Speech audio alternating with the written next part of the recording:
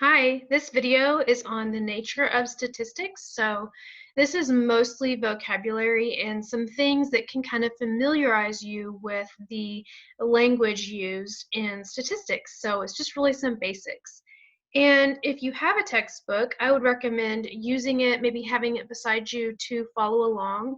Since it is a lot of vocabulary, my hope is that you can put it in wording that makes sense to you while also being very close to the actual definition. So let me share my screen and we can hop right in to start learning about statistics, which is really exciting. Statistics is very useful in lots of disciplines. So if you're going to be reading research articles or writing research articles, or looking at studies, then you need to have an understanding of statistics to be able to fully know what you're reading, and you need to have an understanding of statistics to be able to tell if the study is a good one to base your information off of. So I've read a lot of research articles where maybe they didn't do random sampling, or maybe their sample sizes were too small, or things like that. So we'll learn more about that throughout the semester, but this will get you started. Let me try to get this going. There we go. You'll see my screen in just a second. There it is. Let me get to the notes. So you can follow along with these notes if you'd like, or you can write your own. This is on page 3 if you do have the notes. And we'll just go ahead. Okay, so you see on this page there's lots of define. So at this point, if you would like to pause the video, get your textbook out and try to write down the definitions of these, that would be good. I would get down to the bottom of this page and then hit play again so that you can see what I wrote, see if it's similar. Basically, lost my pen. Basically, a population, I'm going to try to put this kind of in my own words. It is going to be similar to the textbook because there's not a lot of different ways to word it.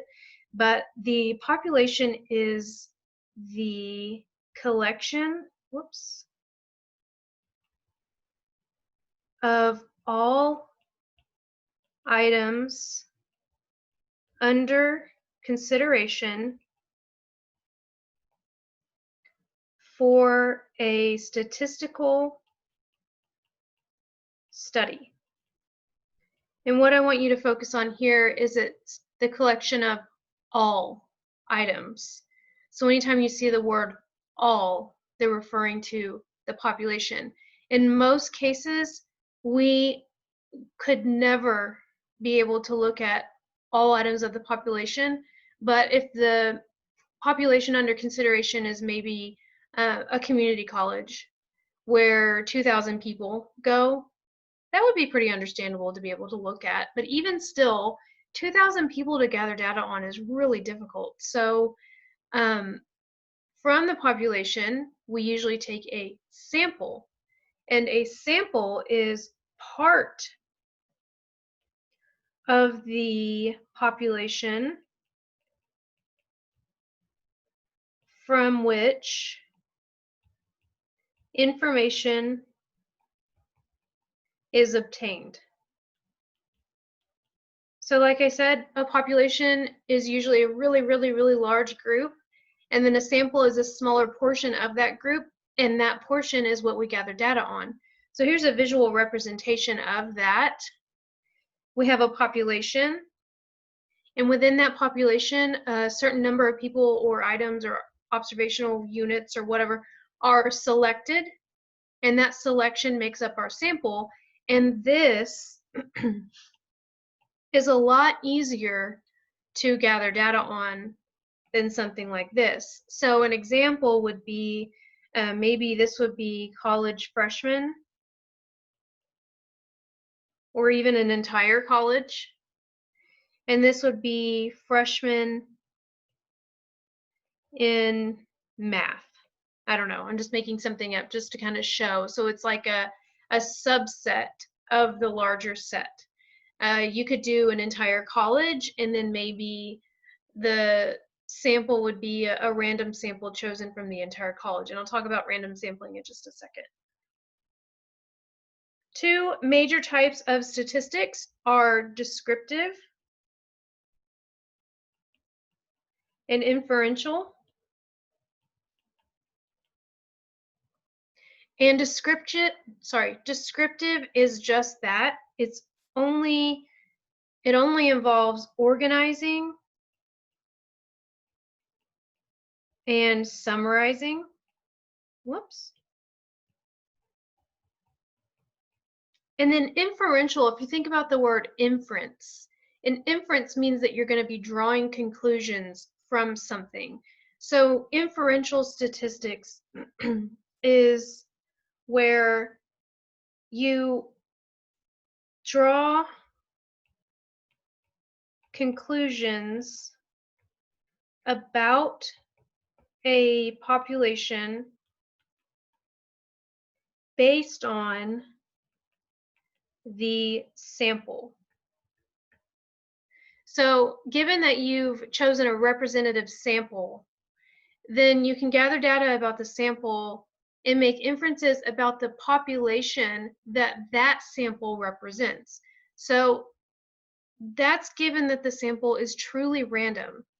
If the sample is random, then the people you chose will properly represent the larger population. And again, we'll get into that later. I'm getting ahead of myself. And then there are two types of studies that we're going to talk about. One is an observational study and one is a designed experiment. There's a lot of information about both of these studies, and I'm just kind of going to give you an overview of these. Observational, that's like exactly how it sounds. You're just observing. So you have maybe, this is a weird one, but maybe you stand inside a bathroom by the sinks and you observe how many people wash their hands. That would be an observational study. So this is where you observe observational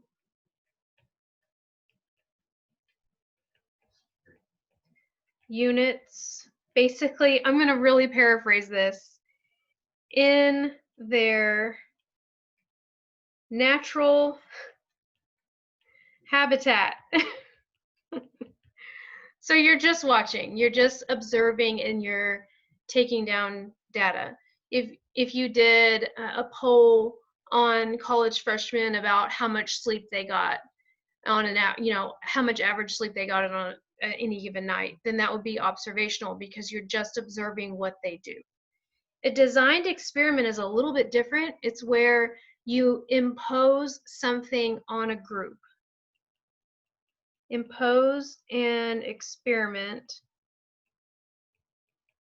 on a group. So again, I'm paraphrasing a lot. I'm expecting you to have your textbook to kind of have your own wording here. But an experiment is where you actually perform something on groups, and that's generally where you have a treatment and a control group. And usually in this case, your treatment group will receive the treatment. If we were talking about maybe a medical experiment and they were trying to test a new drug, they would give a group of randomly selected people a treatment, whatever the treatment is, and then they would give the control group a placebo. So what placebo means that they still get something, but it actually doesn't have any drugs in it. It's like a sugar pill, basically. So basically what that does is, like, you don't want there to be any differences between the treatment and the control group except for the drug. Basically, in this case, I'm talking about medical. So you want the two groups to be as similar as possible as far as like characteristics in the two groups of people, so that there aren't any confounding variables. So let's say if we did a group of men and a group of women and we did the drug on them, there would be a lot of differences between the groups because men and women have totally different anatomies. So, and they handle things differently. So the treatment and the control groups need to be as similar as possible, and there needs to be only the difference of the drug. And even that, both groups have to receive a drug or a pill, even though one of the groups receives a fake pill. So that way, if let's say you didn't give the control group a pill, then they would know that they didn't get the pill, and they would think, oh, well, nothing happened because I didn't get the pill. So you give both groups a pill, one's a placebo, one's the real thing, and then that way, if there is a change in the treatment group, it is only due to the pill. So that was a really long explanation, but that's an experiment. There's a lot more involved with designing an experiment as far as true randomization and treatment and control and controlling for compounding variables. So it's a very involved study. An observational study is a lot less strict in the sense that you want it to be random, but you're not imposing anything on anybody. So long explanation, but that's what that means. Next page. So now that I've kind of explained the difference between them, I want to talk about this. I put it in italics because it's really important. It's something that you need to carry with you throughout statistics, even when you're later in maybe in your job or your career and you're reading research articles. Observational studies can reveal only association, whereas designed experiments can help establish causation. So when it says observational studies can reveal only association, that means that observational studies cannot be used to draw cause and effect conclusions, which means in a designed experiment, when I gave the example of the medical experiment where the two groups were very similar in nature and one group received the real drug and one group received the placebo, if there was a noticeable difference in the group that received the drug, we could confidently say that the cause of the difference was the drug. Whereas in an observational study, we can't definitively say the cause of something is because of something we observed. There's too many other variables involved that would stop you from drawing those types of conclusions. So I have two examples here. We're classifying these examples as an observational study or designed experiment. So I want you to pause, read through these, choose which one is which, and then hit play. So this first one, the Salk vaccine. In the 1940s and 1950s, the public was extremely concerned with the outbreak of polio. To prevent the disease, Jonas Salk developed a polio vaccine. In a test involving nearly 2 million grade school children, half received an injection with the vaccine in it and half received a placebo vaccine. From this study, they found that children that received the vaccination were less likely to get polio. Researchers concluded that the vaccine was effective in preventing polio. What kind of study do you think this is? There's several key words you can focus on here. Half received an injection and half received placebo. So from the study, they found that those who received the vaccination were less likely to get polio, and the researchers concluded. So this is a designed experiment. Let's see what the next one is. An investigation involving 3,800 people older than 65 years of age found that lefties and righties died at exactly the same rate. What kind of study is this? So if you think about this one, did they make anyone be left-handed or make anyone be right-handed? Did they impose anything on these people, or did they simply observe? In this case, you can't impose left-handedness on someone. I guess you could try, but in this case, this would be an observational. I don't know if you can hear my dog. He's going savage. Sorry if you can hear him. Observational study. Nothing was imposed. They just watched. Okay, down here, I have some other things that you can use your textbook to answer. So if you want to pause it, and it actually starts here. This is just the title of the section, but it starts down there. Start defining that based on your textbook, pause it, and then come back, and we'll compare answers. So a simple random sampling means a procedure for selecting a random sample. Sorry, my dog. He's 12, almost 13 years old, so he makes lots of old dog noises. And then a simple random sample, that's hard to say, simple sample. Simple random sample is, well, in the book it says a sample obtained by random sampling procedure, and I feel like that's kind of like a definition within itself. So a simple random sample, I will write that down because that is what it means. A sample obtained by a simple random sampling procedure.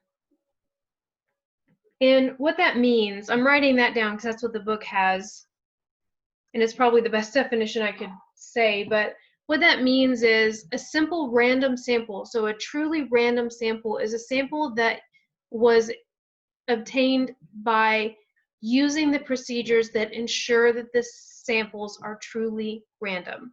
So when you don't use these procedures, you're opening yourself up for bias. So if I were to not use these procedures, if I were to go to the school and just survey people in my first period class, while that does represent a sample of the population, it is a portion of the population that I'm surveying. It's not truly random. It's more of a sample based on convenience. They were there, I was there, I didn't have to go anywhere, I didn't have to do anything. So it is a sample, but it's not random. So we do these procedures to ensure that we don't have that bias in who we choose. We don't choose the people that we think are the prettiest, or the people that we think come to school first, or the people that are near us when we're working. We use these procedures to help us have truly random samples that can help us make inferences about a larger population. So I actually just talked about what's the problem with having a non-representative sample. A non-representative sample doesn't give you good information about your population. If I want to figure out what food, I'm trying to think of something, figure out what food college students like the best, and I only ask my first period class what kind of food they like, do you think they're really going to represent the entire population very well? It would be better if I went through a simple random sampling procedure, found those students that were truly random, maybe students that I don't even have, ask all of them what they like the best, and that would be more representative of the entire population. What are some examples of selection bias? I already kind of talked about that a little bit. We could say convenience, proximity, what else? Some examples of selection bias. I'm trying to think.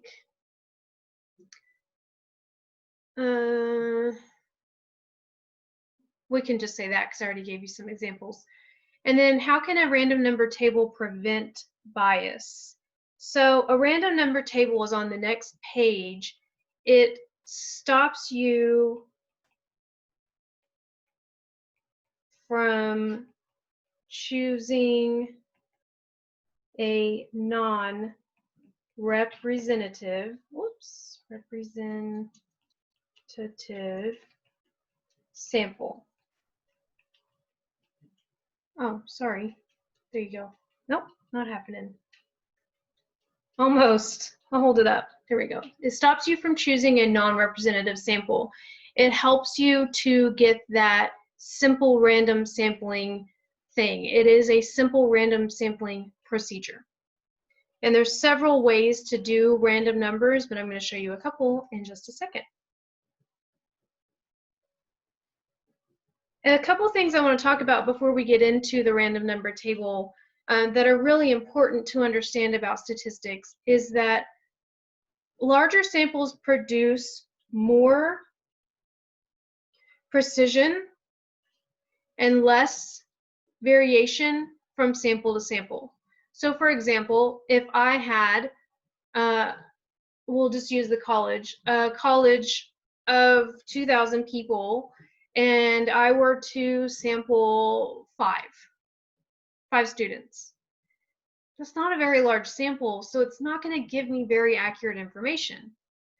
If I were to do 100, that would be much better. I would get a lot more accuracy on what they truly represent.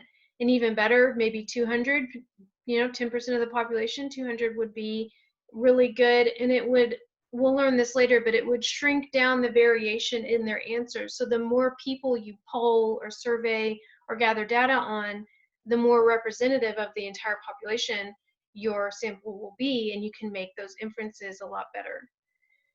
However, if the sampling method is biased to start with, taking a larger sample of bias does not reduce bias.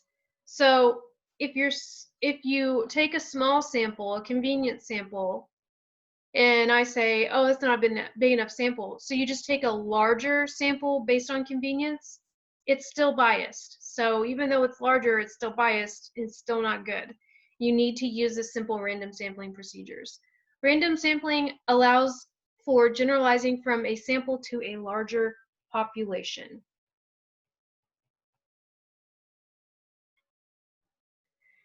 And I'm going to show you how to do this. Use the random number table to select 10 numbers between 1 and 100. I'm going to kind of explain this. You can find random number tables usually in any textbook. You can find them online too. I think I screenshot this from a Google search or something. So 10 numbers between 1 and 100. So how many digits are in 100? There's 3 digits in 100. So what I'm going to do is I'm going to circle digits or numbers of size 3, and I'm going to keep circling them until I get 10. So let me zoom in on this. You're going to start, it's a little fuzzy, but I think you can read it. You're going to start somewhere in the table, doesn't matter. You can take your finger and land somewhere. So I've landed, you can see where I've landed, right here. So that's a 3-digit number. Is that 3-digit number between 1 and 100? Yes, it is. So I'm going to write it down as one of my numbers. And then I'm going to go down from there. 701, not in my span of numbers, so I'm going to keep going. No, no, there's one. 15 is my next one. That's 2 numbers. So I'm going to keep doing this until I get 10 of them. I'm unlucky here. Nope. Let's see. You don't have to go down. You could go over. I'm still not getting any. What is the problem?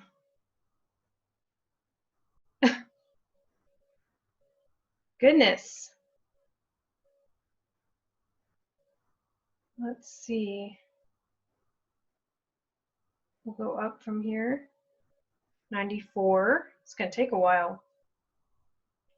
7 more.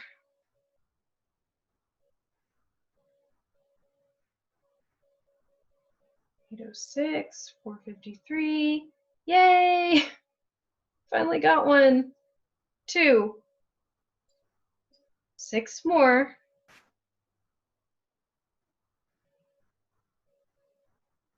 100. Yay! 5 more. Let's see, 260, 193, 804, 070. There's one. 70.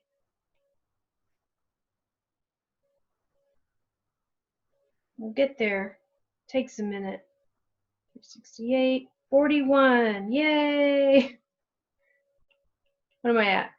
1, 2, 3, 4, 5, 6, 7. I don't want to write that down. I don't want to confuse myself. 7. I'm going to go this way. 312, 104, 100 again. I already got that one. 70, what was that? 75.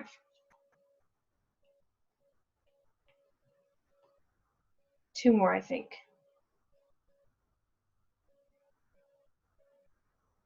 137, 506, 187, 363, 164. Let's go down.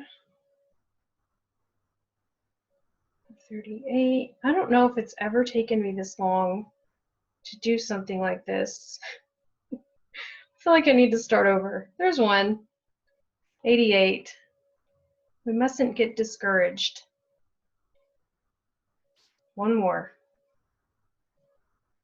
809. 87. Yes. Finally. 10 numbers. So truly random, went through the random number table. There's several methods you could do that. You can read some of those methods in the textbook. And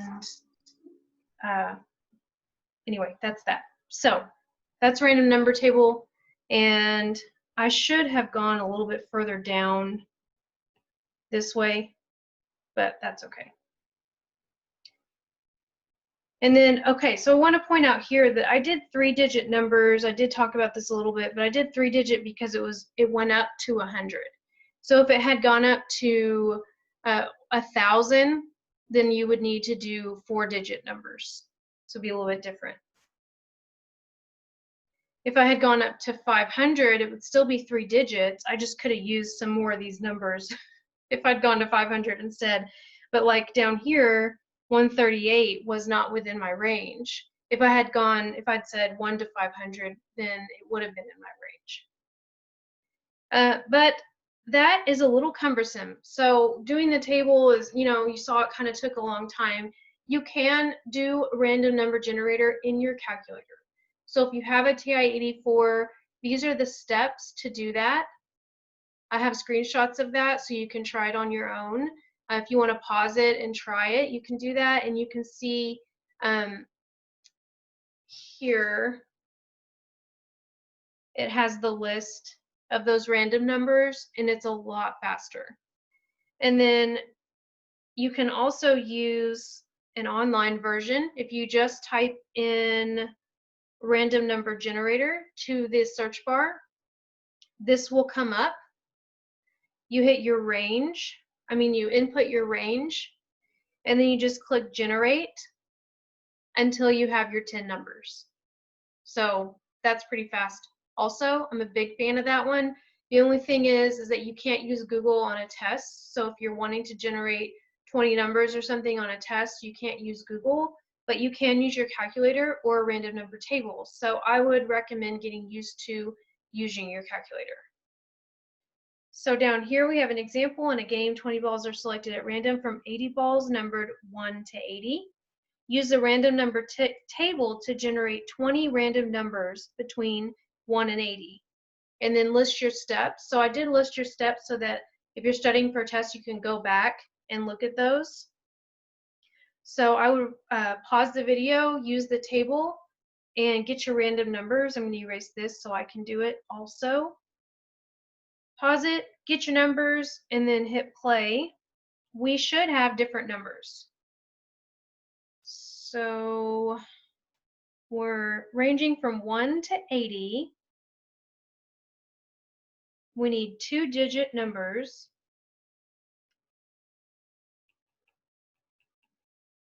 Start at a random spot. Circle 2-digit numbers. And we need 20 numbers. Goodness. I was getting ambitious. Okay, I'm gonna take my finger, land anywhere. All right. I landed here, and I'm gonna circle 2-digit numbers. 55.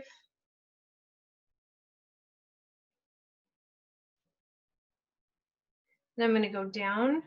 They have to range from 1 to 80. 57.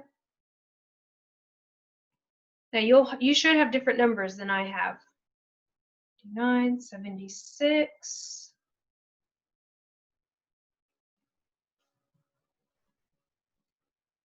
And you just keep following that. 63.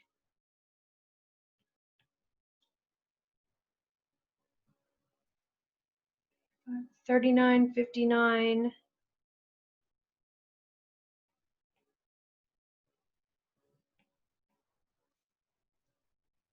Keep going. 66, 75, 37. 66, 75, 37. And you kind of get the point. I'm not going to finish it because it's going to take a while, but you get the point here. And use a random number generator in your calculator to select the 20 numbers. List your steps if you're using a calculator. That way, if you're studying, you can look back at it. And if you want to use Google for the sake of this activity, you can. And you can use it on your homework. Just know on your test that you can only use your calculator or the table. So those are kind of your two options if you're taking a test or a quiz. I'm going to let y'all do that. If you have trouble with your calculator, let me know and I can try to help you. Generally speaking, you can, if you go into YouTube and Google what type of calculator you have and type random number generator, then it'll have a how-to on that, and it can show you everything. I'm not going to do it for the sake of the video, but you would get 20 random numbers. You would get 20 different random numbers than I get, so I'm not going to do it, but that's how you would do it. Here's another example. This is the last example for this video. When the behavior of interviewers or interviewees yields inaccurate responses, we call this response bias, which I've kind of talked about a little bit. Explain why you might get a biased response from a question like, do you smoke marijuana? Think about that for a second. If you pause it, maybe ponder that a little bit. Why do you think someone might not answer that accurately? I would say that maybe you live in a state where marijuana is illegal. You could live in a state where it is illegal and the person doesn't want to get in trouble.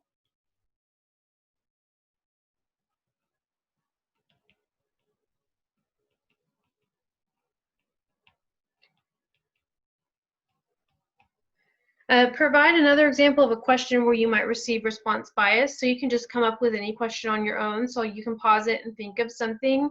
One of the questions I've seen in another textbook was someone went around, knocked on people's doors, and asked if the person who answered asked if they had cheated on their spouse.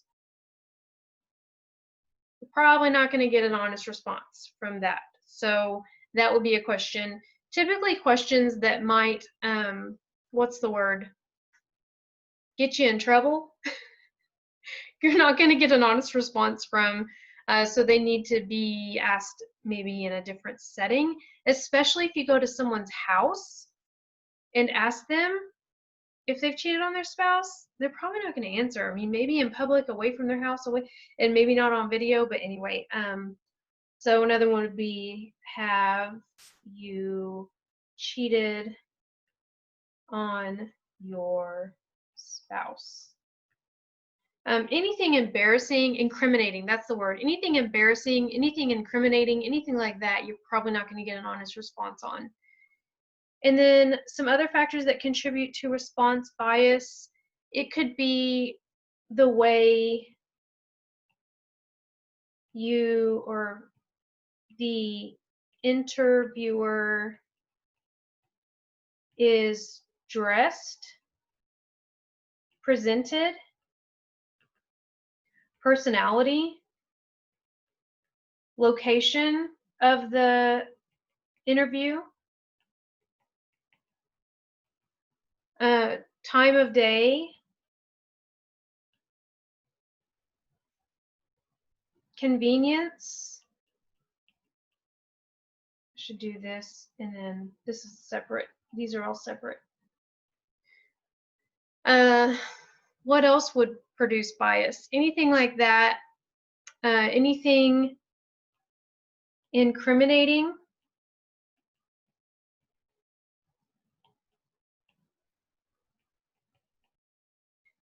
Opinion. Let's see, what's the word?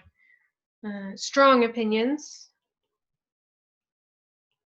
So, for example, at the end of the semester, we encourage students to do a student evaluation. So an evaluation of their, or faculty evaluation, an evaluation of their teacher. And generally, the people who respond are the people who feel very strongly one way or another. So usually the evaluations we get are, I really, really, really, really hated this teacher. Or I really, really, really, really love this teacher. We never really get the in-between. So that would be an example of response bias.